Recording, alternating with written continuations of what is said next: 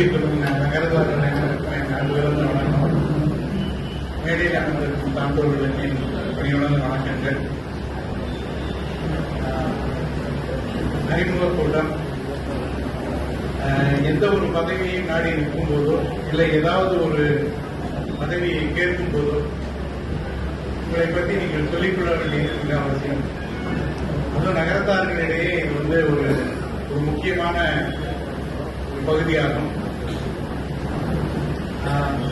நீங்க ஒரு என்ட்ரி போறீங்க இல்ல ஒரு பதவிக்காக போய் ஒருத்தர் நிக்கிறாங்க அப்படின்னா ஃபர்ஸ்ட் அவங்களுடைய சிபிஐ கேட்பாங்க. அதுக்கப்புறம் அவங்க இன்டர்வியூ பண்ணும்போது நீங்க என்ன பண்ணிருக்கீங்க, இந்த தகுதிக்கு இந்த பதவிக்கு நீங்க தகுதியானவரா என்று நன்றாக பார்த்துதான் அந்த பதவியை அவருக்கு கொடுக்க வேண்டும் என்பது இயற்கையின் விதிமுறை. அது நகரத்தார்களிடையே மிக அதிகமாகவே உபயோகப்படுத்தப்படுகிறது. அந்த வகையில் இந்த அறிமுக கூட்டம் என்பது முக்கியத்துவம் பெறுகிறது.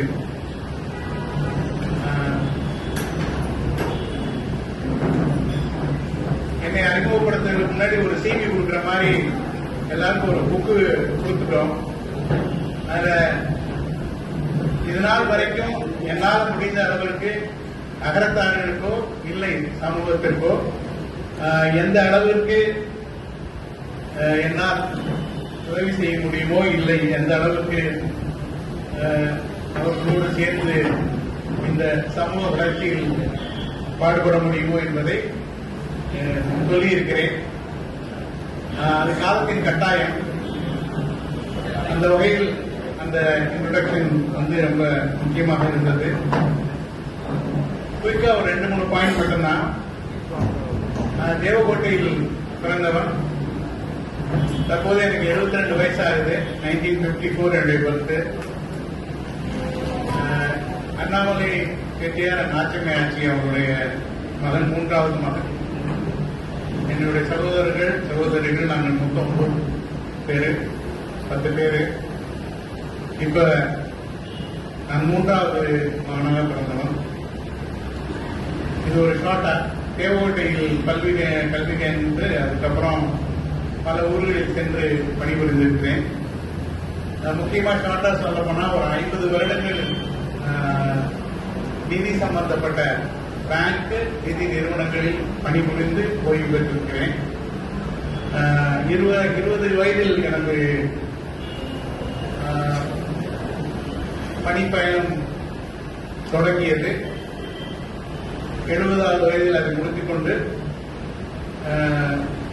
எனது தொழிலுக்கு திரும்பி வந்திருக்கிறேன். நீண்டகால பயணத்தில் நான் கற்றுக்கொண்ட விஷயங்களும் எனக்கு இந்த உலகம் அளித்து கொடுத்த செல்வங்களையும் முடிந்த அளவிற்கு எந்த அளவிற்கு சமூக வளர்ச்சியில் ஓரளவிற்கு செலுத்த முடியுமோ அதை நான் பாடுபட்டு செலுத்தி இருக்கிறேன். மற்ற வகையில் நகரத்தார் சமூகம் என்பது எவ்வளவு பெரிய உயர்ந்த சமூகம் என்பது நம்ம எல்லாருக்கும் சொல்லி தெரிய வேண்டிய அவசியம் இல்லை. நம்ம எல்லாருக்குமே தெரியும்.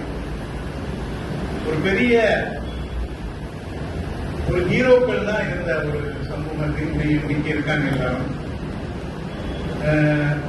பண்பாடுல இந்த உலகத்துக்கு ஒரு வாழ்க்கை முறையை கற்றுக் கொடுத்த ஒரு சமூகம். எப்படி வாழ வேண்டும், ஒரு உணவு அருந்துவதிலிருந்து ஒரு டெய்லி நடவடிக்கையில எப்படி நடந்துக்கணுங்கிறத நடந்து வாழ்ந்து காட்டிய சமூகம் இது.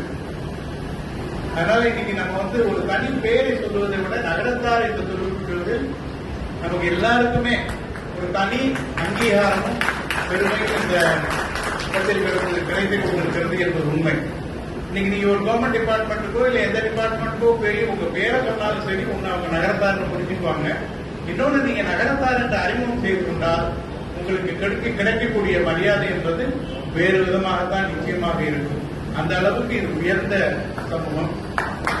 இந்த சமூகத்தில் நான் பிறந்திருப்பது என்றுமே பெருமை கொண்டுள்ளேன். அதனால்தான் அந்த சமூகத்தை சார்ந்த எந்த ஒரு முயற்சிகளிலும் எந்த இடத்தில் இருந்தாலும் அதில் பங்கு பெறுவதில் எந்த விதமான தயக்கமோ கூச்சமோ இன்றி பங்கு கொண்டுள்ளேன். அது நான் டெல்லியில ஸ்டார்ட் பண்ணதுலேருந்து ஆரம்பிச்சு எல்லா நகரத்தார் சங்கங்களிலும் டெல்லி, பாம்பே, அதுக்கப்புறம் பெங்களூர், அதுக்கப்புறம் துபாய், இந்த மாதிரி எல்லா நகரத்தாரங்களிலும் ஈடுபட்டு அது எவ்வளவு பெரிய சமூகம், அதிலிருந்து நான் எவ்வளவு கற்றுக்கொள்ள முடியும், எவ்வளவு தூரத்துக்கு நான் என்னுடைய வாழ்க்கையை உயர்த்திக் கொள்ள வேண்டும், உயர்த்திக் கொள்ள முடியும் என்ற ஒரு நம்பிக்கையில் அது ஈடுபாடு கொண்டு அதனோடு நான் வளர்ந்திருக்கிறேன். அதனால் இன்னும் இந்த சமூகத்திற்கு நிறைய செய்ய வேண்டும் என்ற கடமை எனக்கு உண்டது. அதனால்தான் இந்த பதவி ஏற்றுக்கொள்ளக்கூடிய ஒரு வாய்ப்பு கிடைக்கும் போது அந்த சமூக பணியை தொடர்ந்து நடத்த வேண்டும் என்ற நோக்கத்தில் இந்த சமூக பணிக்கான பணியை இதை தேர்வு செய்ய சொல்லி உங்கள் அனைவரும் ஒன்று நின்று கொண்டிருக்கிறேன். உங்க எல்லாருக்கும் ஒரு சாய்ஸ் கிடைக்கும் லைஃப்ல. All of us, we all have a choice and options. அந்த சாய்ஸ் அண்ட் ஆப்ஷன்ஸ் என்னைக்கு வருதுன்னு சொல்ல முடியாது.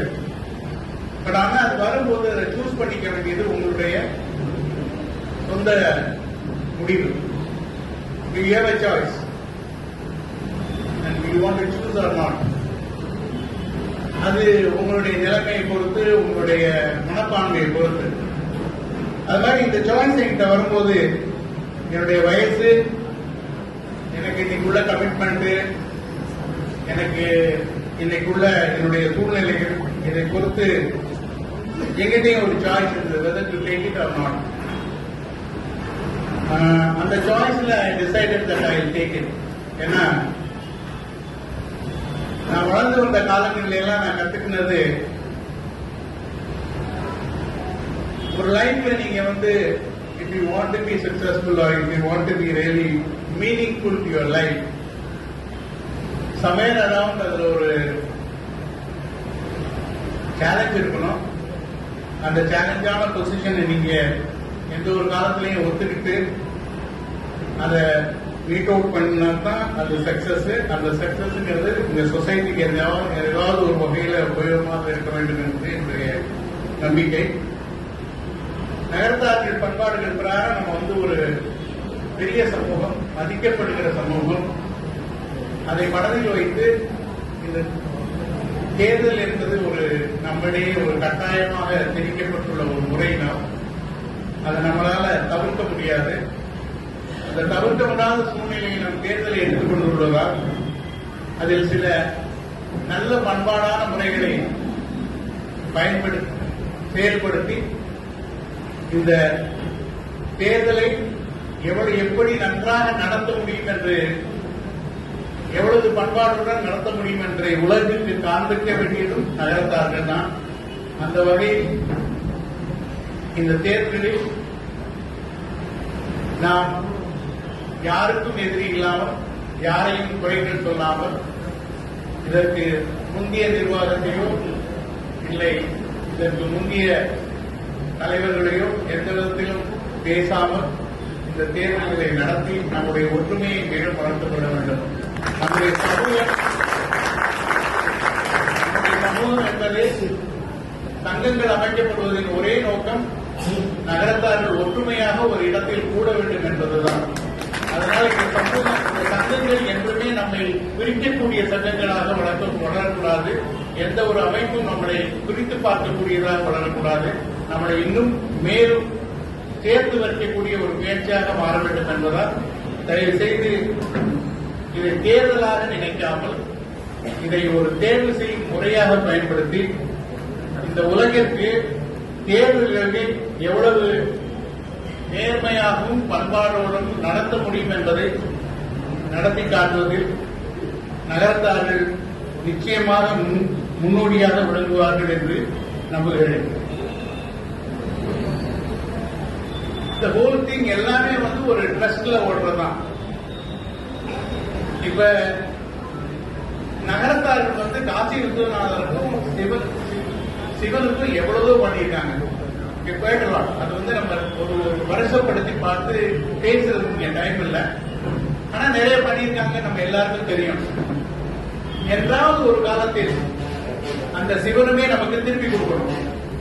ஏன்னா அவர் நம்மகிட்ட இருந்து நிறைய வாங்கிட்டு இருக்காரு. நிறைய பெற்றுக்கிட்டு இருக்காரு. கிட்டத்தட்ட தங்களுடைய லைஃபே அர்ப்பணிச்ச ஒரு சமூகம் இது, சிவனுக்காகவும் காசி விஸ்வநாதருக்காகவும். இப்ப காசி விஸ்வநாதர் நமக்கு திருப்பி கொடுக்க வேண்டிய காலம். அதை அவர் நன்றாக உணர்ந்திருந்தார். அதன் பிரகாரம் நம்மிடையே இருந்து சென்ற சொத்துக்களை திருப்பி தர ஏற்பாடு செய்தார். ஏனென்றால் இது நகரத்தார்கள் திரும்பி பெற வேண்டிய காலம் சிவனிடமிருந்து என்பது நிச்சயம். அதற்காக ஒரு யாரை தேர்ந்தெடுக்க வேண்டும், எப்படிப்பட்ட டீமை தேர்ந்தெடுக்க வேண்டும் என்பதை அவரே முடிவு செய்து உங்கள் மனதில் வைத்து அதற்கான ஒரு லாயர், அட்வொகேட்டர் இங்க இருந்து நீங்க எல்லாம் தலைவராக தேர்ந்தெடுத்து அனுப்பி வைத்தீர்கள். அவங்களும் அவங்களுக்கான ஒரு நல்ல ஒரு டீமை ஃபார்ம் பண்ணி அதுக்காக வேண்டியவங்க, போலீஸ்ல வேண்டியவங்களோ இல்ல பாலிடிக்ஸ்ல வேண்டியவங்களோ அவங்க எல்லாம் சேர்த்துக்கிட்டாங்க. இது எல்லாமே சேர்ந்து உங்களுக்கு அந்த சொத்து மீட்டு கொடுக்கப்பட்டது. அந்த செயல் முடிந்த போது சிவன் தன்னுடைய அடுத்த நடவடிக்கை எடுக்கும் போது சொத்து மீட்கப்பட்டது. நாம் அந்த சொத்தின் மேலே நம்ம எல்லோருக்கும் நம்முடைய வாழ்விற்காக, நம்ம வாழ்வை வளமாக்குவதற்காக அந்த சொத்து ஒரு சம்பாதிக்கும் சொத்தாக மாற வேண்டும் என்ற நோக்கத்தில் ஒரு பெரிய மார்க்கெட்டிங் இல்ல சேல்ஸ்ல கெட்டிக்காரனான ஒருத்தரை தலைவராக தேர்ந்தெடுக்கக்கூடிய ஒரு வாய்ப்பினை உங்களை எல்லாருக்கும் கொடுத்து அந்த மாதிரி ஒரு செட்டப்பை மறுபடியும் நெக்ஸ்ட் டைம் நீங்க கொண்டு வந்தீங்க. அதாவது ஒரு உலகெங்கு சென்று எல்லாரையும் சந்தித்து நகர்ந்தார்களை சந்தித்து பெருமளவில் பணத்தை திரட்டி ஒரு பெரிய ஒரு கட்டிடத்தை குறைந்த காலத்தில் கட்டி கொடுக்க வேண்டும் என்றால் அதற்கு ஒரு கெட்டிக்காரத்தனம் வேண்டும், அதற்கு ஒரு முயற்சி வேண்டும், அதற்கு ஒரு எஃபர்ட்ஸ் வேணும். அந்த மாதிரி ஆளை ஐடென்டிஃபை பண்ணி அவங்களை செலக்ட் பண்றதுக்கு நம்மள மாதிரி நகரத்தார்களும் வேணும். அதனால நீங்க எல்லாரும் செலக்ட் பண்ணி அனுப்பிச்சவங்க தான் அதை பண்ணாங்க. அந்த செலக்ட் பண்ணி அனுப்பிச்சது சிவனுடைய விருப்பம். அதே அந்த விருப்பத்தில் உங்களுக்கு சொத்துக்கள் மீட்கப்பட்டது. மீட்கப்பட்ட சொத்து இப்போது சம்பாதிக்கக்கூடிய சொத்தாக மாற்றப்பட்டது. அடுத்தது அந்த சொத்து பாதுகாக்கப்பட வேண்டும். அதிலிருந்து வரக்கூடிய எல்லா விதமான நன்மைகளும் இந்த நகரத்தார்களை போல் சேர வேண்டும் என்பதே சிவனுடைய நோக்கம். அந்த நோக்கத்தை முன்னிறுத்தியே உங்கள் முன் நான் நின்று கொண்டிருக்கிறேன். வரக்கூடிய காலம் வளமாக மாறும். Wealth will be converted to wealth back. அதுதான் நம்முடைய முக்கியமான இது. இந்த வெல்த்திலிருந்து வரக்கூடிய எல்லா விதமான வருமானங்களும், இதில் வரக்கூடிய நன்மைகளும் இந்த சமூகத்தை சேர வேண்டும், இந்த சமுதாய வளர்ச்சிக்காக உபயோகப்பட வேண்டும் என்பது நம் எல்லோருடைய நோக்கம். அதுவே சிவனுடைய நோக்கமாகவும் இருக்கும். அந்த நோக்கத்தை உங்கள் அனைவருடைய ஆசிரியருடன் எனக்கு ஒரு வாய்ப்பினை கொடுத்தீர்கள் என்றால் நிச்சயமாக நிறைவேற்றி தருவேன் என்று உறுதி கூறுகிறேன். இங்கு எனக்கு கொடுக்கப்பட்ட வாய்ப்புக்கு மிக்க நன்றி. தங்கள் அனைவருடைய ஆசையுடன், தங்கள் எல்லோருடைய சப்போர்ட்டுடன் மீண்டும் உங்களை அனைவரையும் சந்தி